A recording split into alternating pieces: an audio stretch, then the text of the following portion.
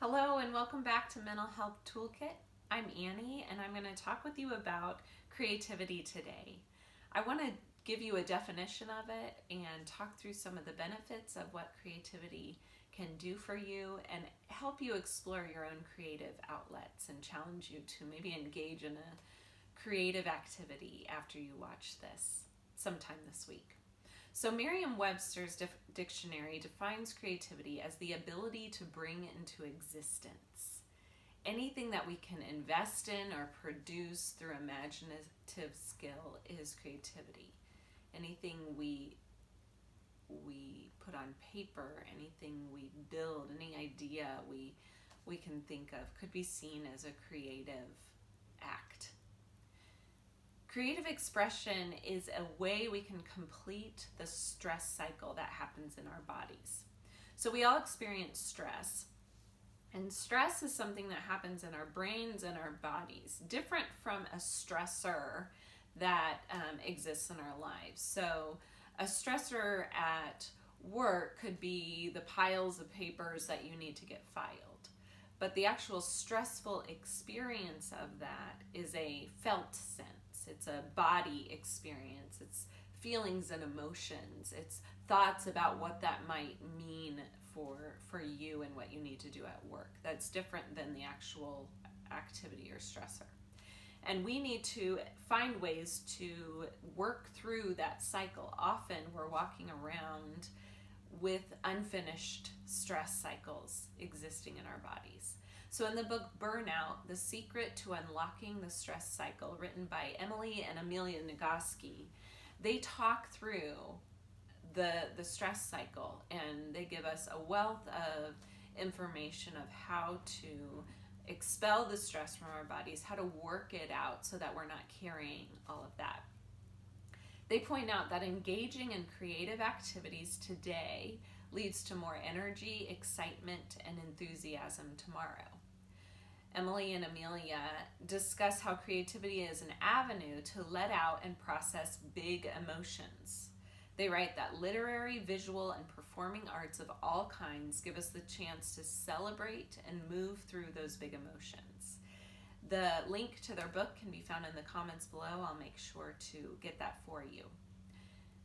Through creating, we externalize what is difficult to access internally, and then we're able to access those internal workings of our emotions, our memories, and body experiences. So again, by engaging in creative acts, even if we don't know exactly how we feel about something, but we feel that stress in our bodies, or we feel a sick stomach or a tight chest recently, or body aches, or emotions that we're not sure what's going on, by engaging in the act of creative outlets, not just making art, but by doing new things, by going outside and taking in nature, by cooking a new meal that you never have before, by planting a garden, those things, we start unlocking the emotional experiences that are going on.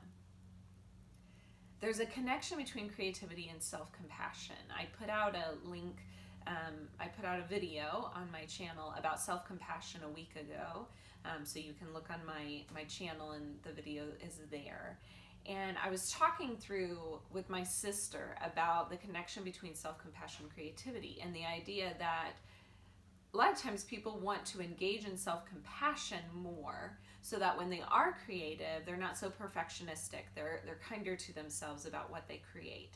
And a really cool point my sister brought up is sometimes you have to engage in the creative act. You have to take action first to then experience the self-compassion that you want to be practicing. So sometimes we just have to do the act, even if we don't know how we'll respond, because we know, or we've been told, this is good for you. So I really would challenge you all that if you say, well, I can't create, or I don't want to do something new because I'm afraid I'll fail, or it might be too hard on myself, I would encourage you to still do the act, maybe even first, before you start practicing all the self-compassion and non-judgment, to just see how you do, and then think about how you could be more self-compassionate and non-judgmental in that. Brene Brown writes in her book The Gifts of Imperfection, about creativity. And she talks about how creativity is the expression of our originality, and it helps us stay mindful that what we bring to the world is completely original and cannot be compared. So I love that. Just in our inner workings, we are creative. We have creativity in us, and we have to figure out ways to bring it out so that we can see it for ourselves and we can offer it to the world. One art therapist that I love her work is Carolyn Melomakulu, and she puts out a blog very often about different creative activities you can engage in, specifically geared towards art work. So one way of creating through art. And her website, again, is in the comments below, the link to that, creativityandtherapy.com. And so I have found a lot of ways to engage in art creativity through what she puts out. And what she says is her website is mostly geared towards therapists to encourage them to add art to their work with clients, but I would say that a lot of her blogs are very accessible to anybody, that you could engage in those activities. I would just challenge you and encourage you to bring another person in on that, whether that's a mentor, a pastor, a friend, a family member that you trust, to help process the work that you create. So I want you to ask yourself, what are you doing to engage your creativity in your life right now? When was the last time you created something just to create, not to show people or put it on display necessarily, but just for your own self? And what creative activity brings you true joy? If you're not sure if it was 15 years ago that you last really truly created, if you rarely create just for your own pleasure, or you don't know what brings you joy, that's okay. I'm going to challenge you to create an artwork piece, and I created one, and I have instructions in the link below of how to create your own piece to maybe access those bigger emotions inside of you. So mine is right here, that I recently created in response to a challenging time in my life where I was needing to take some risks and try new things. One of those risks I took is developing this channel. And on my piece you can see the word fear and then courage across it with lots of colors. And I just kind of let the process unfold as I was creating it, and then was able to reflect on maybe what more meaning was in it even after I created it. So I have instructions in the link below of an art piece that you could create, similar, not like mine exactly, but to encourage you to think of colors and symbols and words that come to mind when you think about something you've experienced in your life. So I hope that you engage in that activity. I hope you ask yourself, what are those creative acts that you're participating in your life?